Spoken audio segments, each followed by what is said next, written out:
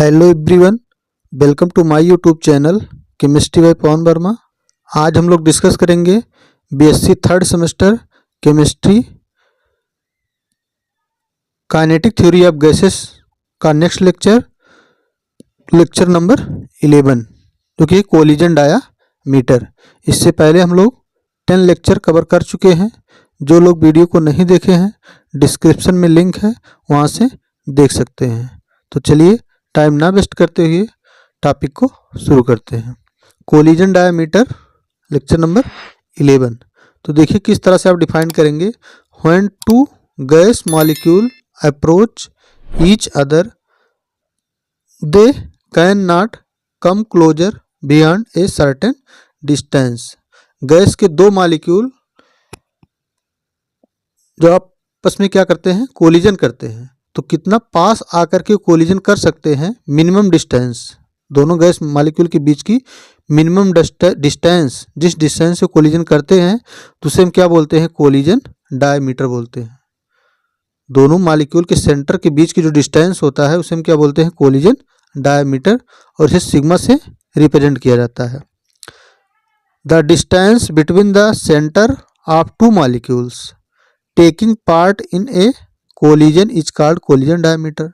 या आप इस प्रकार डिफाइन कर सकते हैं कि डिस्टेंस, वह distance between the centre of two molecule, दो मॉलिक्यूल के बीच के सेंटर के बीच का जो डिस्टेंस है, taking part in collision called collision diameter. तो इसे हम क्या बोलते हैं, collision diameter. It is denoted by sigma, इसे हम सिग्मा से डिनोट करते हैं।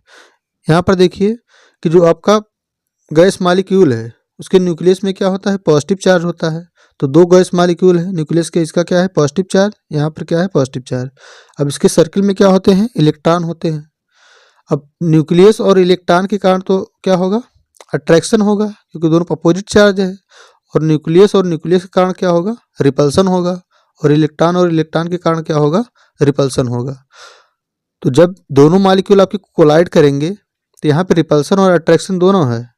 तो इसकी वजह से मॉलिक्यूल जो होंगे जितना पास आ सकेंगे, मतलब जो उनकी मिनिमम डिस्टेंस होगी कोलिजन करने की, तो दोनों सेंटर के बीच की जो डिस्टेंस होगी उसे हम क्या बोलेंगे, कोलिजन डायमीटर, जिसे हम सिग्मा से रिप्रेजेंट करते हैं। आगे देखिए, एक gaseous molecule is regarded as a rigid और hard sphere if the distance between the centre of two molecule is sigma collision occurs. तो आप लोग इससे पहले आइडियल गैस इक्वेशन देख चुके हैं, या आइडियल गैस के बारे में हम लोग पढ़ चुके हैं कि आइडियल गैस मॉलिक्यूल जो होते हैं वहाँ पे उनका मास जो होता है वो निग्लेक्टेबल माना जाता है, एक पॉइंट जैसा माना जाता है। लेकिन जो रियल गैस मॉलिक्यूल के होते हैं वो क्या होते हैं, रिजिड होते हैं और स्फेरिकल होते हैं। तो रिजिड और स्फेरिकल होते हैं। It is the distance between the centre of two molecule. तो अगर वो रिजिड है और स्फेरिकल हैं, तो देखिए इस तरह का स्फेरिकल है, रिजिड है, तो इनके दोनों के सेंटर, दोनों मॉलिक्यूल के जो सेंटर के बीच का डिस्टेंस होगा, इसी को हम क्या बोलेंगे, कोलिजन डायमीटर। मतलब इतने पास आकर के दोनों मॉलिक्यूल कोलाइड कर रहे हैं, तो इस सेंटर के बीच का जो डिस्टेंस होगा इसे हम क्या बोलेंगे, कोलिजन डायमीटर बोलेंगे। Centre of two molecule is sigma collision occurs. तो यहाँ इतने पास से कोलिजन कर सकते हैं। नेक्स्ट देखिए, it usually express in angstrom. इसे हम एंगस्ट्रॉम में यूज क्या करते हैं, रिप्रेजेंट करते हैं। कोलिजन डायमीटर को एंगस्ट्रॉम में रिप्रेजेंट किया जाता है, यूनिट। नेक्स्ट देखिए, कोलिजन डायमीटर ऑफ हाइड्रोजन।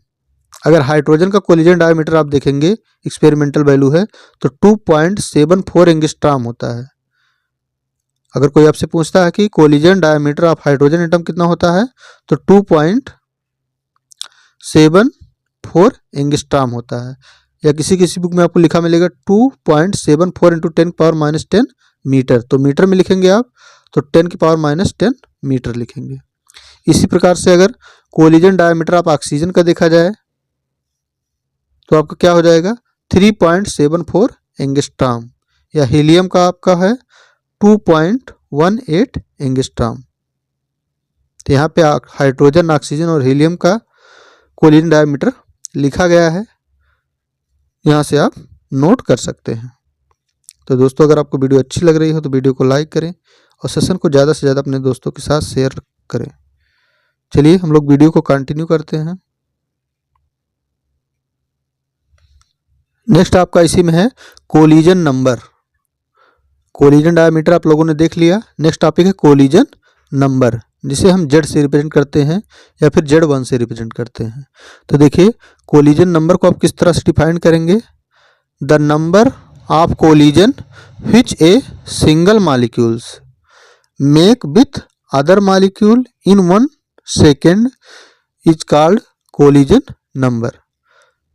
देखिए the number of collision which a single molecule, gas का एक single molecule make with other molecule, दूसरे मॉलिक्यूल से इन 1 सेकेंड, 1 सेकेंड में एक गैस मॉलिक्यूल दूसरे मॉलिक्यूल से कितनी बार कोलिजन करता है उसे हम क्या बोलते हैं, कोलिजन नंबर।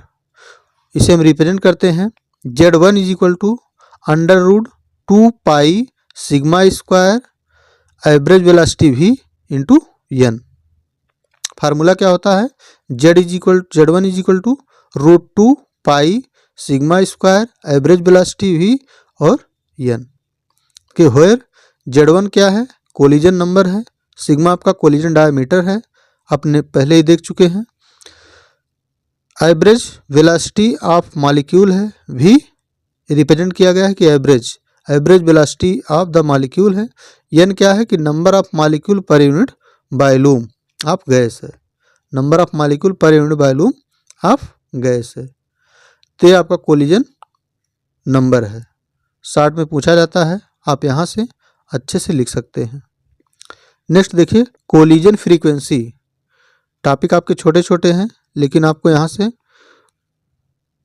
क्वेश्चन बनता है, हर बार एग्जाम में पूछा जाता है, इसलिए इसे जानना जरूरी है। तो देखिए कोलिजन फ्रीक्वेंसी, अब कोलिजन फ्रीक्वेंसी को आप कैसे डिफाइन करेंगे। The collision frequency of the gas is defined as, इस प्रकार आप डिफाइन कर सकते हैं, the number of collision between molecule per second per unit volume of a gas is known as collision frequency. तो इस तरह से आप गैस मॉलिक्यूल क्या कर सकते हैं, कोलिजन फ्रीक्वेंसी को डिफाइन कर सकते हैं।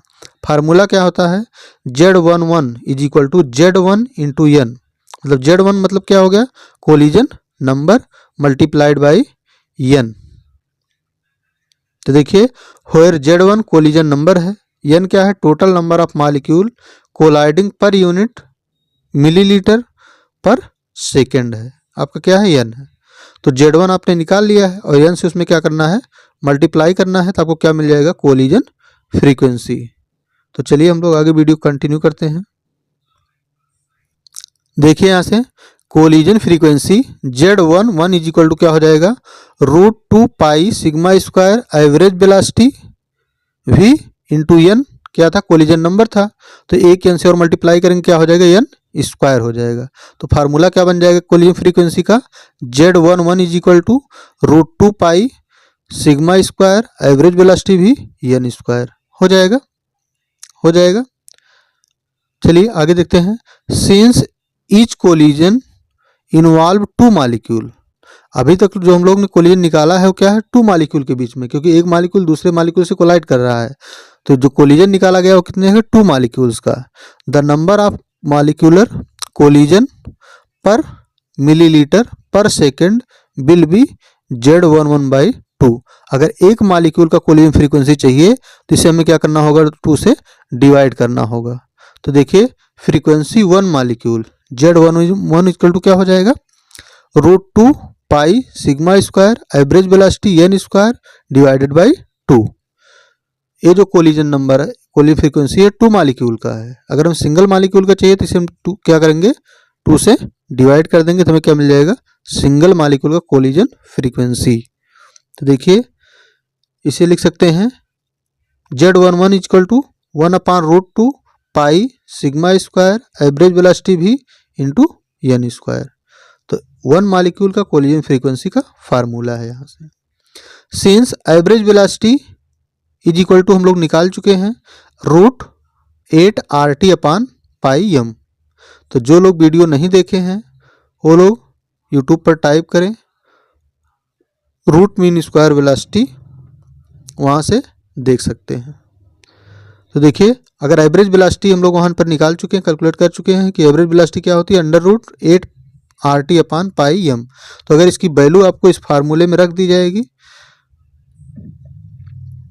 तो क्या मिलेगा, देखिए Z11 इक्वल टू 1 अपान √2 पाई, यहाँ पे देखिए पाई। अब एवरेज वेलोसिटी क्या है, 8 RT अपान पाई m। तो यहाँ रूट लिखिए या 1/2 लिखिए तो बात आपका एक ही है। फिर यहाँ पर सिग्मा स्क्वायर है तो सिग्मा स्क्वायर n स्क्वायर, ठीक है। अब इसे जब आप सॉल्व करेंगे तो क्या आएगा, Z11 is equal to 2 sigma square n square root pi RT upon m। तो आ जाएगा आपका कोलिजन फ्रीक्वेंसी 1 मॉलिक्यूल के लिए, ये फार्मूला होगा। तो उम्मीद है दोस्तों वीडियो आपको अच्छी लगी होगी। अगर वीडियो आपको अच्छी लगी है तो सेशन को ज़्यादा से ज़्यादा अपने दोस्तों के साथ शेयर करें। चैनल पर पहली बार हो तो चैनल को सब्सक्राइब कर लें। Thank you watching for this video. मिलते हैं नेक्स्ट लेक्चर में।